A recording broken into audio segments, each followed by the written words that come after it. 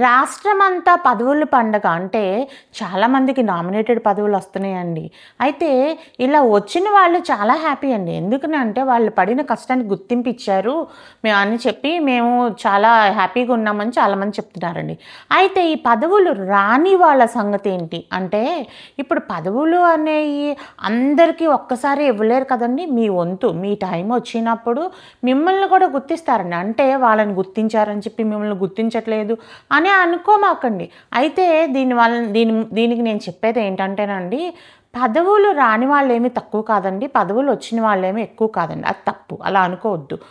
ప్రతి పార్టీకి కార్యకర్త అనేవాడే బలగం అండి. అయితే నేనేం చెప్తానంటేనండి, రాని వాళ్ళు నిరుత్సాహపడకుండా వాళ్ళు స్వయం ఉపాధి కోసం, అంటే వాళ్ళని వాళ్ళు అభివృద్ధి చేసుకోవటం కోసం ఎంఎస్ఎంఈ లోనులు తీసుకుని, అంటే వాళ్ళలో ఒక స్కిల్ ఉందనుకోండి. ఇప్పుడు సపోజ్ మనకి పొలం చేసేవాళ్ళు ఉన్నారు, లేకపోతే ఇస్త్రాకులు చేసేవాళ్ళు ఉన్నారు, ఇప్పుడు ఆటో తోలే వాళ్ళు ఉన్నారు, లేకపోతే ఇంకొకళ్ళు ఉన్నారు. ఇలా చిన్న చిన్న వృత్తులు చేసుకున్నారు. అంటే మీకు ఏ వృత్తి వచ్చు, మీకు ఏ స్కిల్ ఉంది అనే దాని మీద ఫోకస్ చేసి దాన్ని బయటికి తీసుకొచ్చి దానిలో ఇంకొంచెం అభివృద్ధి చెందడానికి మన ఎంఎస్ఎంఈ లోన్లు తీసుకుని మీ సొంత వ్యాపారాన్ని మీరు పెట్టుకుని మీరు ఒక ఎంటర్‌ప్రెన్యూర్‌లో మీలో ఉన్న ఒక ఎంటర్‌ప్రెన్యూర్ బయటికి రావాలి.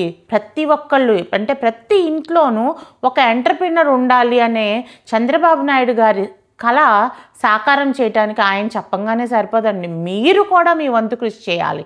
అయితే ఏం చేయాలమ్మా అంటారా? ఏం లేదండి, నాకన్నా మీకే ఎక్కువ తెలుసు. ఎంఎస్ఎంఈ లోన్లకు అప్లై చేయాలి.